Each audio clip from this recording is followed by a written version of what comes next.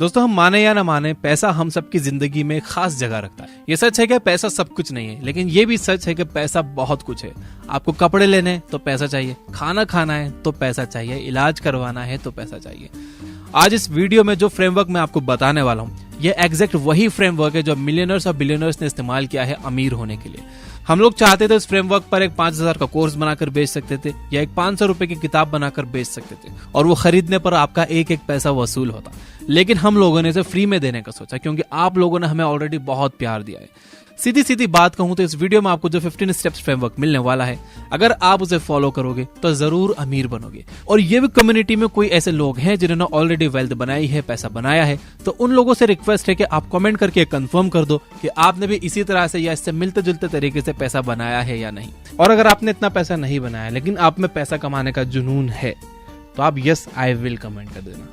अगर मैं अपनी बात करूं तो मैंने अपने मल्टीपल बिजनेसेस में इसी फ्रेमवर्क से 3 करोड़ रुपए से ज्यादा का रेवेन्यू जनरेट किया है।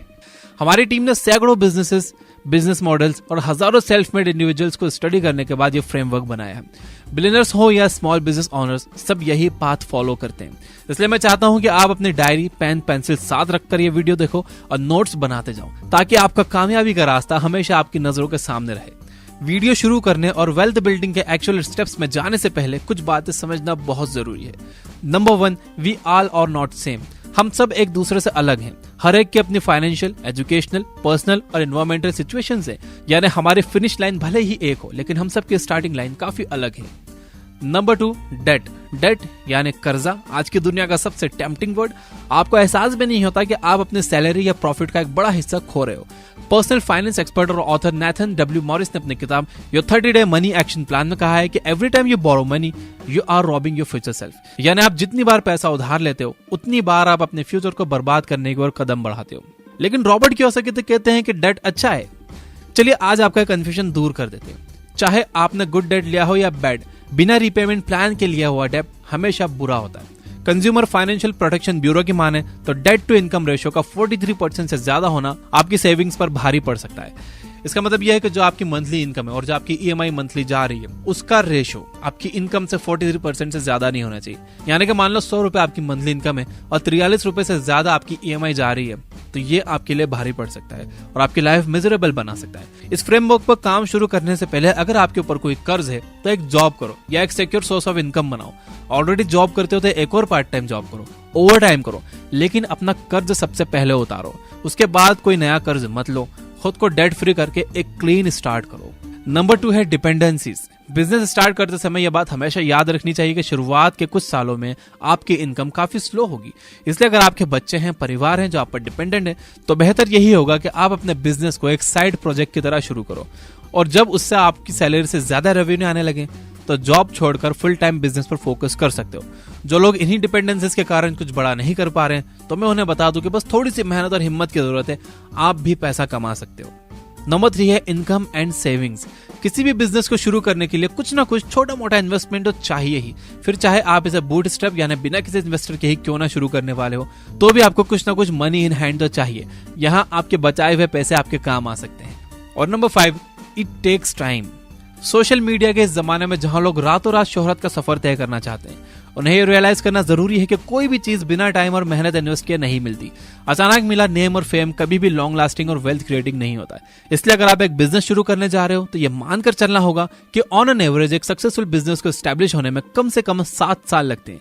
अगर आप ज्यादा स्मार्ट और फास्ट भी हुए तो भी कम से कम 5 साल तो लगेंगे।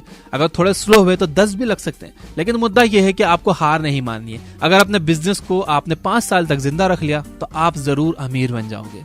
तो इन्हीं नोट्स के साथ आइए अब हम अपनी ultimate guide to become rich के 15 स्टेप्स स्टार्ट करते हैं। Step number 1, establish the goal. आपका गोल क्या है? अमीर बनना। लेकिन अमीर होने के मायने हर किसी के लिए अलग होते हैं। झोपड़ी में रहने वाले को 1 BHK वाला अमीर लगता है, 1 BHK वाले को 3 BHK वाला अमीर लगता है और 3 BHK वाले को एक बंगले वाला अमीर लगता है। इसलिए ये आपका गोल नहीं हो सकता। गोल ऐसा होना चाहिए जैसे याद करते ही मन में एक अर्जेंसी फील हो। गोल इतना अपीलिंग होना चाहिए कि अगर आप नेटफ्लिक्स पर अपना टाइम वेस्ट कर रहे हो और आपको आपका गोल याद आ जाए तो आप क्लाइमेक्स छोड़कर भी काम पर लग सको। हर कामयाब पर्सन यही कहता है कि गोल सेट करना अपने सपनों को आकार देने का पहला स्टेप है। इसलिए जरूरी है कि आपका गोल एक स्मार्ट गोल हो। स्मार्ट यानी स्पेसिफिक, मेजरेबल, अचीवेबल, रियलिस्टिक और टाइमली। यानी करोड़पति बनने जैसा इम्पॉसिबल सा लगने वाला गोल बनाने के बजाय क्यों ना आप छोटे छोटे गोल्स बनाकर उन्हें पूरा करो। आपके यही छोटे छोटे कदम आपके सपने और हकीकत के बीच की खाई को भरेंगे।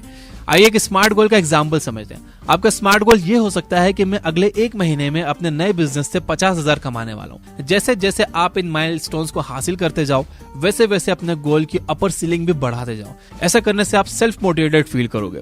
गोल सेट करते समय टाइमलाइन सेट करना भी बहुत जरूरी है, क्योंकि बिना टाइमलाइन का गोल एक ऐसे सपने जैसा है जिसे आप देखते तो हो लेकिन पूरा नहीं कर पाते। यानी अगर आपको 50,000 पर मंथ की सेल्स अचीव करनी है तो कितने महीनों में करनी है उसके सामने ये भी लिखो।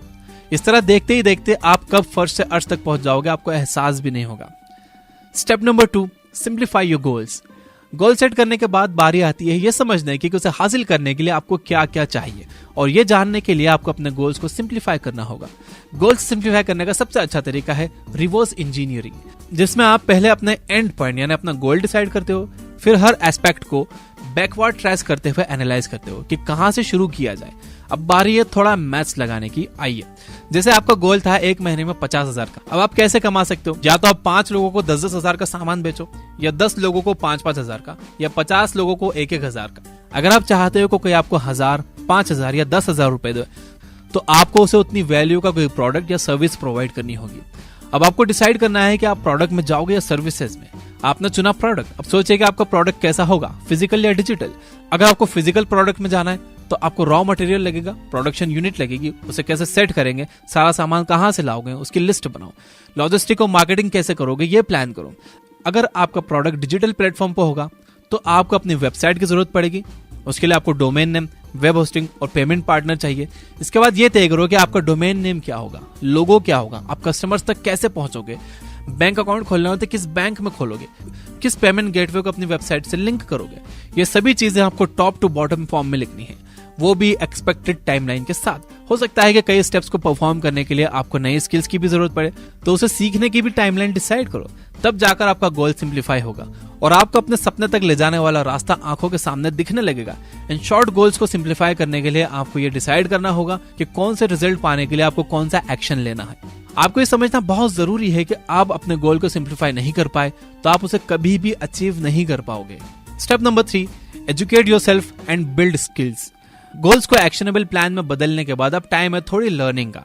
जी हाँ, आप ऐसे ही अमीर नहीं बन जाओगे, इसके लिए एक्चुअल में काफी लर्निंग की जरूरत पड़ती है। आपको अपने बिजनेस के पूरे इकोसिस्टम को समझना होगा। आप जिस फील्ड में जाना चाहते हो वहां चीजें कैसे काम करती हैं, क्या करना चाहिए और क्या अवॉइड करना चाहिए।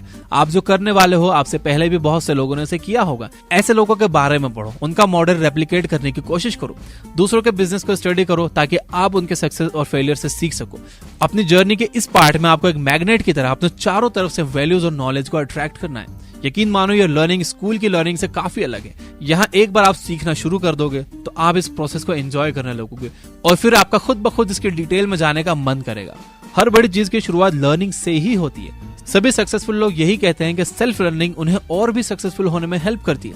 वो जितना ज्यादा मीनिंगफुल नॉलेज गेन करते हैं उनकी जर्नी उतनी मजेदार होती जाती है। लेकिन सीखने का सफर केवल थ्योरी तक सीमित नहीं है, आपको हर चीज का प्रैक्टिकल करके भी देखना होगा। जैसे क्रिकेट का छक्का कैसे मारना है ये आप किसी किताब से नहीं सीख सकते, उसी तरह बिजनेस का छक्का मारना भी आप प्रैक्टिस से सीख सकते हो। अपनी लर्निंग्स को आप जितना ज्यादा अप्लाई करोगे आप उसमें उतना माहिर होते जाओगे और धीरे धीरे आपकी लर्निंग्स आपकी स्किल्स में बदल जाएगी।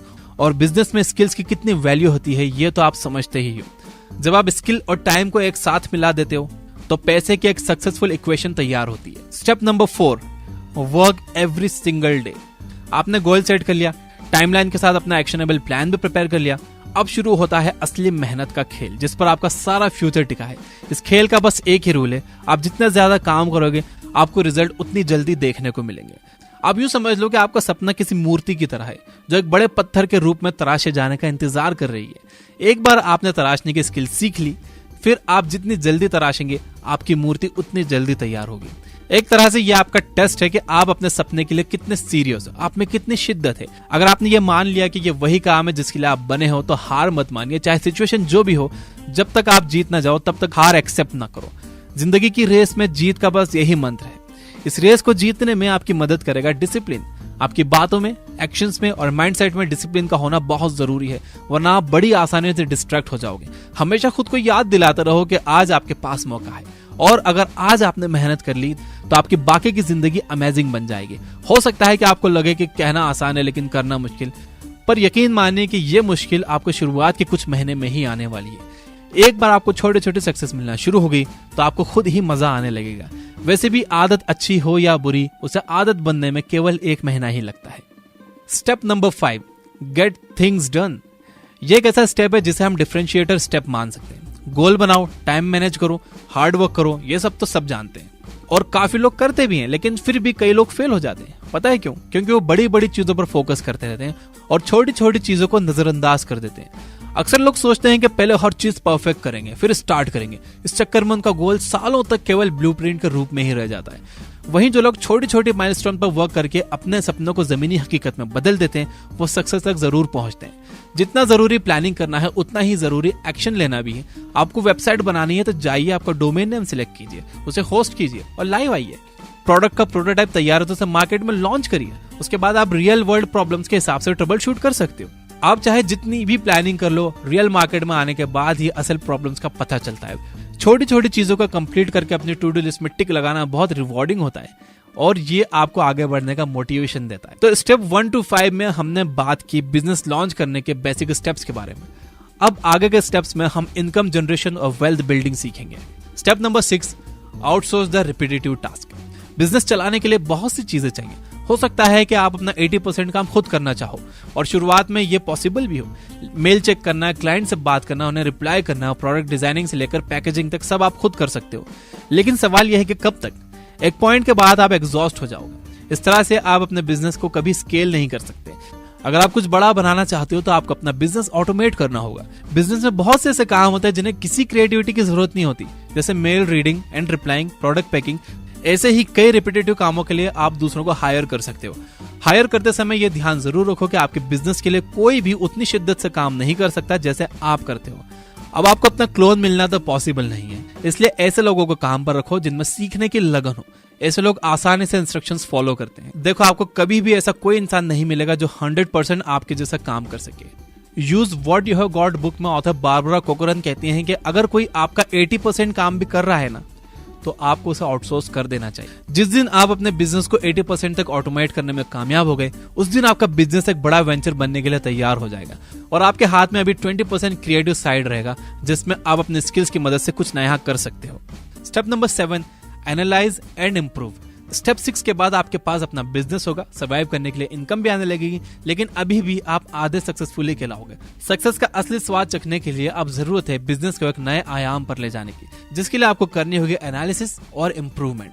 कहा जाता है कि no one knows your business better than you, यानी आपके बिजनेस को आपसे बेहतर कोई नहीं समझ सकता। इसलिए ये आपकी जिम्मेदारी है कि अपने बिजनेस की गाड़ी की स्टीयरिंग अपने हाथ में लो और उसे सही डायरेक्शन में ले जाओ। पहली जरूरी बात, आपके पास अपने बिजनेस की हर डिटेल्ड रिपोर्ट होनी चाहिए ताकि आप ये पता लगा सको कि आपके लिए क्या काम कर रहा है और क्या नहीं। इससे आपको फ्यूचर स्ट्रेटेजी बनाने में हेल्प मिलेगी। दूसरी बात कि आप अपने कॉम्पिटिटर्स की स्ट्रेटेजी जानो और एनालाइज करो कि उनके लिए क्या वर्क कर रहा है, उनका कस्टमर एक्विजिशन प्लान क्या है, वो कैसे रेवेन्यू जनरेट कर रहे हैं। जब आपको इन दोनों बातों की नॉलेज मिलने लगेगी तो आप अपने बिजनेस में जरूरी चेंजेस कर पाओगे, जो आगे जाके आपके बिजनेस को ग्रो करने में आपकी हेल्प करेंगे। इसके अलावा आपका सबसे इंपॉर्टेंट काम है अपने उन रिसोर्सेज को हैंडल करना जो आपके पास हैं। वो रिसोर्सेज हैं आपका रेवेन्यू, आपके साथ काम करने वाले लोग और आप खुद। आप इन तीनों को जितने अच्छे से मैनेज करोगे, आपका बिजनेस उतनी तेजी से ग्रो करेगा। जैसे ही आपका बिजनेस ग्रो करेगा, आपको एहसास होगा कि पैसा आना शुरू हो गया है, लेकिन पैसा कभी अकेला नहीं आता। उसके साथ आते हैं लालच, टेम्पटेशन और डिजायर्स। इस पॉइंट पर इन तीनों को कंट्रोल करना बहुत जरूरी है और यही हमारा अगला स्टेप काम में आता है। Step number 8, live like you are poor. यह एक बहुत जरूरी सबक है जो ज्यादातर लोगों को असल में अमीर होने से रोक देता है। यह सबक जिसने भी सीख लिया वो अपने फ्यूचर को अपनी मुट्ठी में करने में कामयाब होंगे, और जिन्होंने नहीं सीखा वो सब कहीं ना कहीं मिडिल क्लास स्टेट में कैद होकर रह गए और कभी असली दौलत का स्वाद नहीं चख पाए। वो सबक है, the longer you live like you are poor when you don't have to, the richer you become. यानी पैसे आने के बाद भी आप जितनी देर तक ये मानकर जियोगे कि आप गरीब हो, आप उतने ज्यादा अमीर बनते जाओगे। जी हाँ, आपने सही सुना। सेल्फ कंट्रोल ही वो इंपॉर्टेंट मंत्र है जो दिखावे और असलियत में फर्क बताता है। अपने हाथ में पैसा आते देख ख्वाहिशों के जाल में फंसना बहुत आसान है। आपको लगेगा कि आप लोगों को अपनी कामयाबी दिखाओ, आपकी नई कार, महंगा फोन। आखिर आपने 5 साल मेहनत की है, तो अब जब ये पैसा आने लगा है आप खुद को अपनी मेहनत का रिवॉर्ड क्यों ना दो, क्यों ना ऐसे खर्च करो, क्यों ना लोगों को दिखाओ। बात सोचने में तो एकदम सही लगती है। अब जबकि आप ये सब अफोर्ड कर सकते हो तो आखिर क्यों ना लो। और इसी सोच के साथ मिडिल क्लास बने रहने का रोड मैप तैयार होता है। आपने बहुत मेहनत की, लगभग आधे से ज्यादा रेस दौड़ ली, लेकिन अभी भी आप फिनिश लाइन तक नहीं पहुंचे हो। अभी रेस खत्म नहीं हुई है। फिनिश लाइन पर पहुंचे बिना आप खुद को मेडल कैसे दे सकते हो। इस स्टेप पर आकर सेल्फ कंट्रोल और डिसिप्लिन बहुत जरूरी हो जाता है, ताकि आप सिर्फ अमीर दिखने में ही ना रह जाओ, बल्कि असल में अमीर बनो। आइए देखते हैं आप ये वेल्थ बिल्डिंग कैसे करोगे। Step number 9, save to invest. Wealth building और फाइनेंशियल फ्रीडम के लिए सबसे जरूरी है, आपको जो एक्स्ट्रा पैसा आता हुआ दिख रहा है उसे कहीं ऐसी जगह रखो जैसे वो पैसा आपके पास है ही नहीं। और इसके लिए इन्वेस्टमेंट से अच्छी जगह और कौन सी हो सकती है। हमेशा याद रखिए कि आपकी सेविंग्स एसेट्स खरीदने में इस्तेमाल होने चाहिए, लायबिलिटीज में नहीं। यही वेल्थ बनाने का असली फंडामेंटल है। दोस्तों, दो तरह की सोच होती है। पहले जो ज्यादातर लोग सोचते हैं, आप पैसा इसलिए कमाते हो ताकि आप वो सब खरीद सको जो आप चाहते हो। और दूसरी कि आप पैसा इसलिए कमाते हो ताकि आप उस पैसे से और पैसा कमा सको, यानी अपने पैसों को मनी जनरेटिंग मशीन बना सको। बस आपने अपने लिए बहुत सी मनी जनरेटिंग मशीन्स बना ली, फिर फाइनेंशियली सिक्योर हो जाओगे, तब आप जो चाहे वो खरीद सकते हो। क्योंकि जो लोग पैसों को अपनी चाहतों पर खर्च कर देते हैं, उनके पैसे की वैल्यू इंस्टेंटली डेप्रिशिएट होने लगती है, यानी कम होने लगती है। लेकिन जो लोग पैसों का इन्वेस्ट करते हैं, उनके पैसे की वैल्यू कहां से कहां पहुंच जाती है उसका अंदाजा भी नहीं लगाया जा सकता। अगर आप पहली वाली सोच पर चलते हो तो आपको जितनी ज्यादा चीजें चाहिए, आपको उतना ज्यादा काम करना होगा। वहीं अगर आप दूसरी सोच को फॉलो करोगे तो आज आप जितना ज्यादा काम करोगे, आपके फ्यूचर में उतना कम काम करना होगा। बस कुछ साल और आपको वही लाइफस्टाइल फॉलो करनी है जिसके साथ आप यहाँ तक पहुंचे हो। उसके बाद आप अपनी ख्वाहिशों को पूरा कर सकते हो, क्योंकि आपने अपने फ्यूचर की गाड़ी को ऑटो पायलट मोड पर डाल दिया है, जहां आपका पैसा आपके लिए कमाएगा। इस पॉइंट पर आपका फ्यूचर सिक्योर करना बहुत जरूरी है, वरना आपके सारे एफर्ट्स वेस्ट हो जाएंगे। Step number 10, invest. इन्वेस्टमेंट की इंपॉर्टेंस समझने के बाद अब बारी है ये जानने की कि इन्वेस्ट कहाँ किया जाए, कैसे इन्वेस्ट किया जाए। यूं तो आप इन्वेस्टमेंट पर हजारों आर्टिकल्स पढ़ सकते हो, वीडियोस देख सकते हो, लेकिन इस कॉम्प्लिकेटेड वर्ड को थोड़ा सिंपल करने के लिए मैंने इन्वेस्टमेंट को 2 टाइप्स में डिवाइड किया है। पहला है कैश फ्लो इन्वेस्टमेंट, दूसरा है एप्रिसिएशन इन्वेस्टमेंट या capital gains. Cash flow investment वो है जहां बेसिकली आपको हर महीने पैसे आते रहेंगे, जैसे rental income, fixed deposit, bonds, dividends, peer to peer lending, जिसे हम आसान भाषा में ब्याज पर पैसे देना कहते हैं। वहीं एप्रिसिएशन इन्वेस्टमेंट्स और कैपिटल गेन्स, यानी हम कुछ ऐसी चीजों में इन्वेस्ट करते हैं जिसे आगे चलकर हम एक बड़े प्रॉफिट मार्जिन के साथ हाई रेट में बेच सकें, जैसे real estate, stocks, gold and silver, art and collectibles, crypto currencies. Real estate और स्टॉक्स 2 ऐसी चीजें हैं जो आपको कैश फ्लो इनकम और कैपिटल गेन्स दोनों दिला सकती है। अगर आप इन्वेस्टिंग में एक बिगिनर हो या आपके पास इन्वेस्टिंग की डिटेल में जाने का टाइम नहीं है और आप अपने बिजनेस पर फोकस करना चाहते हो, तो मेरी सलाह यह है कि आपको रियल एस्टेट में इन्वेस्ट करना चाहिए। ये इन्वेस्टमेंट का सबसे सेफेस्ट तरीका है। अगर आप रियल एस्टेट इन्वेस्टमेंट की बारीकियों को समझना चाहते हो तो एक बार रॉबर्ट कियोसाकी की book rich dad poor dad जरूर पढ़िए और समझिए कि कैसे रियल एस्टेट ने उन्हें मिडिल क्लास ट्रैप से निकालकर वेल्दी कम्युनिटी में शामिल होने का मौका दिया। और ब्रैंडन टर्नर की बुक रेंटल प्रॉपर्टी इन्वेस्टिंग भी जरूर पढ़िए। स्टेप नंबर 11, री invest in the main business. आपका बिजनेस चलने लगा, आपने इन्वेस्टमेंट से अपना फ्यूचर भी सिक्योर कर लिया। अब एक बात तो पक्की हो गई कि आप दोबारा गरीब तो नहीं हो गए, लेकिन अभी भी आप असल में अमीर भी तो नहीं हुए। अभी सफर बाकी है। अब बारी है घूम फिर कर वहीं आने की जहां से आपने शुरू किया था, यानी आपका मेन बिजनेस। जब बिजनेस से पैसे आने लगते हैं तो उन्हें मैनेज करने में कई बार हम इतने डिस्ट्रैक्ट हो जाते हैं कि अपने बिजनेस पर ध्यान देना भूल जाते हैं। और यही है अमीर बनने के रास्ते का दूसरा जाल, जिसे नेग्लेक्टिंग द काउ कहते हैं। अगर आप इस जाल से बचने में कामयाब हो गए तो आपकी जीत पक्की है। सोचिए, आपको बिजनेस शुरू किए लगभग 5 से 6 साल हो गए। आपने जब शुरू किया था तब और आज में बहुत कुछ बदल गया है। कस्टमर्स बदले हैं, टेक्नोलॉजी बदली है, यहाँ तक कि आपको कॉम्पिटिटर्स भी बदल गए हैं। अगर अब आपने अपने बिजनेस पर ध्यान नहीं दिया तो मार्केट आपके हाथ से निकल सकता है। अब टाइम आ गया है कि आप नए टूल्स का फायदा उठाओ और अपने बिजनेस को आगे बढ़ाओ। हो सकता है कि आपके कॉम्पिटिटर ऑलरेडी इसका फायदा उठा रहे हो। वैसे भी मार्केट कंपटीशन से भरा पड़ा है और लास्ट में जीत उसी की होगी जिसमें जीत की भूख ज्यादा बड़ी होगी। इसलिए बिजनेस स्ट्रेटेजी मास्टर्स कहते हैं कि बिजनेस से निकलने वाली इनकम का आधा हिस्सा आपको इन्वेस्ट करना चाहिए और बाकी का आधा उसी बिजनेस में री इन्वेस्ट करना चाहिए, ताकि आप उसे ग्रो कर सको। बिजनेस 2 तरह से ग्रो करता है। पहला वर्टिकल ग्रोथ, यानी आप जो प्रोडक्ट्स बना रहे हो उसी को मॉडिफाई करो और कस्टमर्स फ्रेंडली बनाओ। अपना प्रोडक्शन चेन, लॉजिस्टिक, हर एक चीज को मजबूत करो।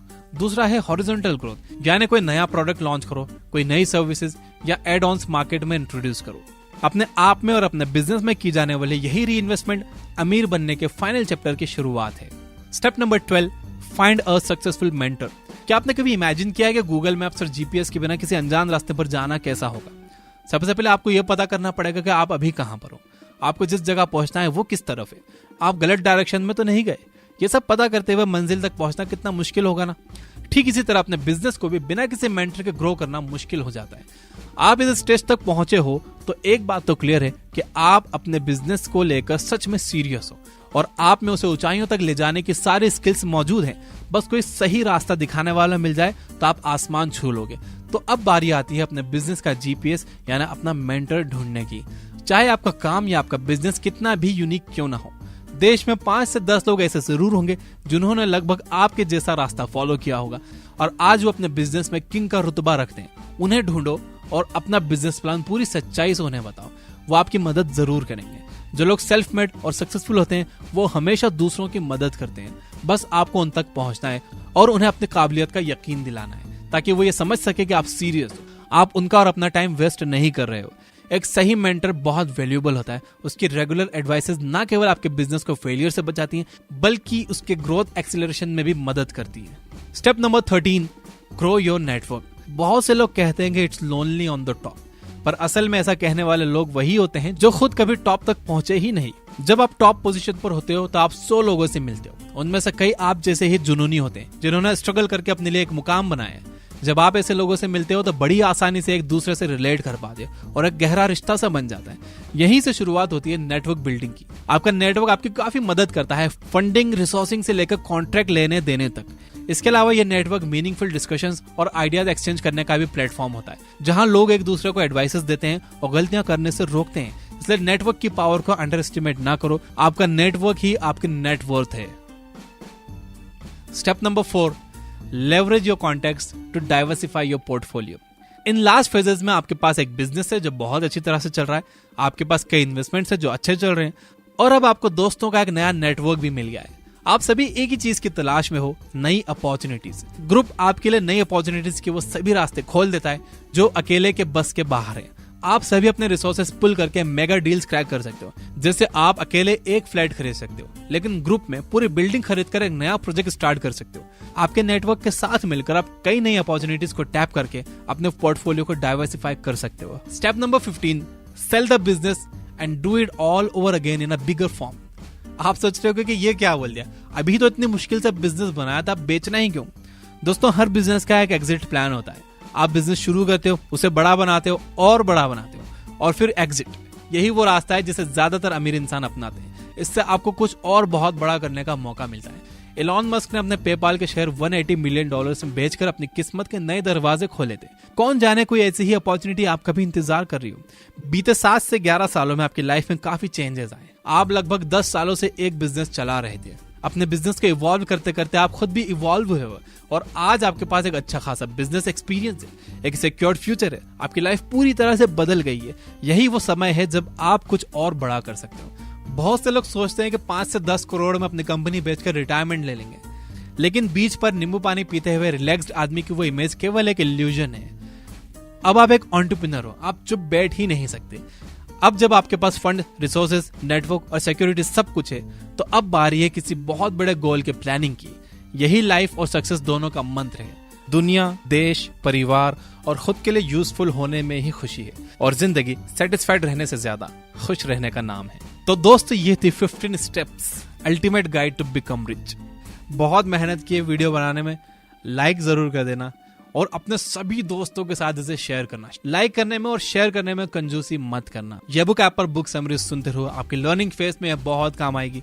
और किताबें भी पढ़ते रहो। इस वीडियो में मैंने आपको 2 बुक्स रिकमेंड की है, वो जरूर पढ़ना। और मैं आपको इन्वेस्टमेंट पर एक बेस्ट बुक रिकमेंड करना चाहता हूँ जो आपको मल्टीबैगर स्टॉक सिलेक्ट करने के तरीके बताती है। इस बुक में बताया गया है कि मल्टीबैगर स्टॉक्स में क्या क्वालिटीज होती हैं। आप इस किताब को पढ़कर आसानी से मल्टीबैगर स्टॉक्स चुन सकते हो। इस किताब को पढ़ने के बाद मैंने खुद ऐसे स्टॉक्स में इन्वेस्ट किया है जिन्होंने मुझे मल्टीबैगर रिटर्न्स दिए हैं, 20, 25, 30 बैगर रिटर्न्स। It's insane. और ये किताब है one up on wall street by Peter lynch. इस किताब की detailed book summary chapter by chapter ये बुक ऐप पर हमने अपलोड कर दी और इस किताब का जो मेन पार्ट है चैप्टर 5 से लेकर चैप्टर 14 तक वो आपको बिल्कुल मिस नहीं करना चाहिए। ये किताब जस्ट प्रीमियम यूजर्स के लिए अवेलेबल है और प्रीमियम आप ले सकते हो जस्ट $3.99 फॉर अ ईयर।